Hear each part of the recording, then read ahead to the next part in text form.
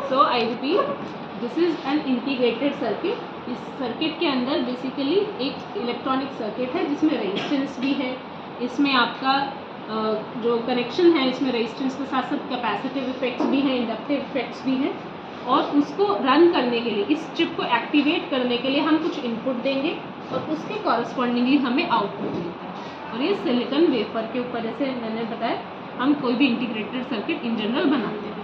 तो ऐसी सिर्फ ये एक ऑपरेशनल एम्पलीफायर को शॉर्ट फॉर्म में ओपैम बोलते हैं। तो सिर्फ ओपैम की आईसी नहीं होती, बहुत सारी आईसीज होती है। इसका नाम ओपैम है, यानी ऑपरेशनल एम्पलीफायर। एम्पलीफायर का इन जनरल मतलब क्या होता है? एम्पलीफाई करना मतलब थोड़ा लाउड करना, है ना, एनहेंस करके दिखाना। तो ऑपरेशन, डॉक्टर ऑपरेशन नहीं, हम इसको यूज़ करते हैं फॉर मैथमेटिकल ऑपरेशंस, जैसे कि addition, subtraction, multiplication, division, integration, differentiation. तो ये सारी जो चीज़ें हैं वो हम इसकी हेल्प से कर सकते हैं।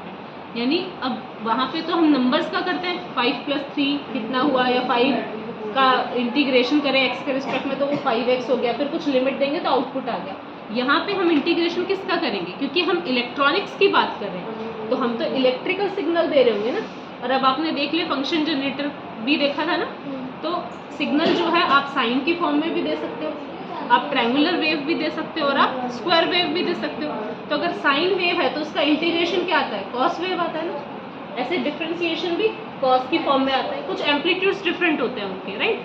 तो इस तरीके से हम किसी इलेक्ट्रिकल सिग्नल का इंटीग्रेशन या डिफरेंशिएशन या एडिशन सब्ट्रैक्शन करेंगे। तो ये सारे ऑपरेशन हम इस चिप से कर सकते हैं। That is why the name operational amplifier, कि जो भी हम सिग्नल को इनपुट देंगे उसको एम्पलीफाई करके कुछ ऑपरेशन करेगा ये उसके साथ। अब वो कैसे करेगा वो डिपेंड करेगा कि हम इसके साथ क्या क्या सर्किट कनेक्ट करते हैं। तो it is an 8 pin IC. देखो 4 लेग्स इधर है, 4 लेग्स इधर है। तो अब इसमें ये जो सर्किट है, इस पे डायग्राम पे फोकस कर बेटा। तो यहाँ पे इन जनरल जो है हमारे पास 2 इनपुट कॉर्ड्स हैं। इन 8 में से 2 इनपुट के हैं और एक आउटपुट का है। तो जो इनपुट वाले हैं वो है 2 पिन और 3 पिन। अब ये 2 और 3 कहाँ से काउंटिंग करूँ? 8 है ना, यहाँ से शुरू करूँ 1, या यहाँ से 1 शुरू करूँ, या यहाँ से, या यहाँ से। तो ये जानने के लिए हम सिंपल इसको ध्यान से देखेंगे। तो यहाँ पे एक डॉट दिख रहा है ऊपर बना हुआ, छोटा सा डॉट। तो जहाँ पे वो डॉट बना हुआ है ना, वहाँ से 1 काउंट करना है। तो ये 1 2 3 4, फिर उसके बाद 5 6 7 8। तो इस डायरेक्शन में हमें नंबरिंग देनी है। तो ये देखो यहाँ पे ये बनाया हुआ है ना सर्कल की जगह, कि जहाँ पे ये नॉच बना होगा हम वहाँ से नंबरिंग करेंगे 1 2 3 4 5 6 7 8। ठीक है। तो 1 और 5 ऑफसेट नल है, यानी वहाँ पे कोई कनेक्शन नहीं बनाना होता। जो पिन नंबर 2 है उसको बोलते हैं inverting input terminal. Inverting input terminal क्यों बोलते हैं? कि हमने अगर यहाँ पे मान लो प्लस वैल्यू दी कुछ, तो आउटपुट जो आएगा वो माइनस में आएगा, उसका इन्वर्टेड होगा।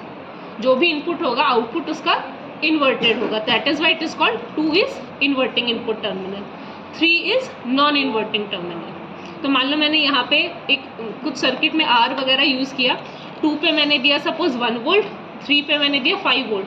तो जो इन दोनों का डिफरेंस होगा 5 और 1 का कितना हो गया? 4 वोल्ट। और कुछ इसका गेन होगा कि कितना ये एम्पलीफाई करेगा। मान लो इसका गेन है 0.001, तो 4 × 0.001, तो वो कितना हो गया? वो इसका आउटपुट हो गया।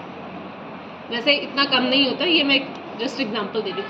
अगर मान लो इसका गेन है 10, सपोज A = 10 है, और जो इन दोनों का डिफरेंस आया डेल्टा V, वो है आपका 0.001, तो आउटपुट क्या होगा? A × डेल्टा V, यानी कि 10⁻³ इंटू में 10, तो आउटपुट हो गया 10⁻²। समझ में? तो ये इस तरीके से काम करेगा। और अब इसमें अलग अलग कनेक्शंस बनाने हैं। तो जैसे रेजिस्टेंस में तो सिंपल था, इधर इधर लगा दिया, 2 बन गए। पर यहाँ पे तो मुझे 8 पिन यूज़ करनी है, तो मैं सिर्फ इसमें लगाऊंगी तो ये तो शॉर्ट हो गए, ऐसे लगाऊंगी तो शॉर्ट हो गए। तो इसको ऐसे भी नहीं लगा सकते, ऐसे भी नहीं लगा सकते, अदरवाइज ये 4 पिन तो एक ही लाइन में आएंगे ना। समझे मेरी बात को? और ऐसे लगाती हूँ तो भी 2 पिन एक लाइन में आगे शॉर्ट हो गए।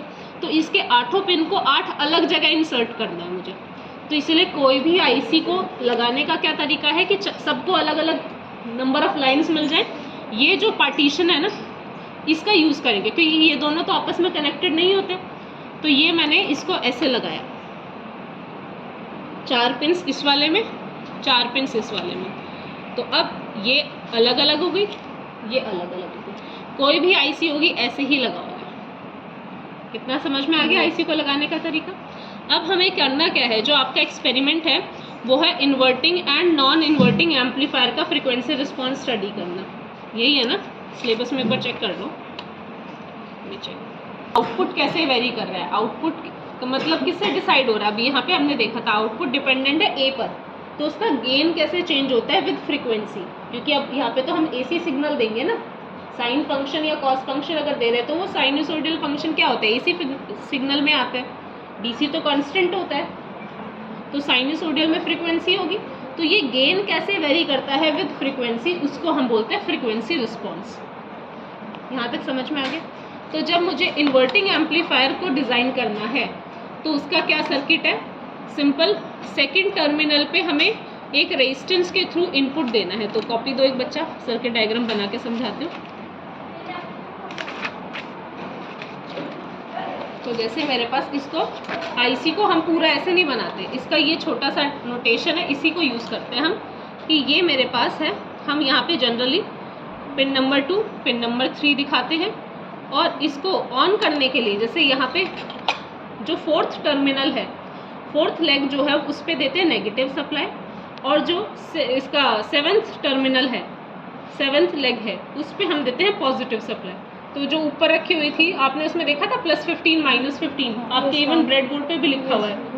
तो इस सर्किट को एक्टिवेट करने के लिए हमें +15 और -15 देना पड़ता है, ताकि इसके अंदर जो जो कंपोनेंट है वो एक्टिवेट हो जाए, ठीक है। और जो यहाँ पे 2 और 3 पे इनपुट दोगे वो अलग है, इसको वर्किंग स्टेज में लाने के लिए ही आपको पहले ये देना पड़ेगा। तो ये जो है पॉजिटिव सप्लाई देंगे हम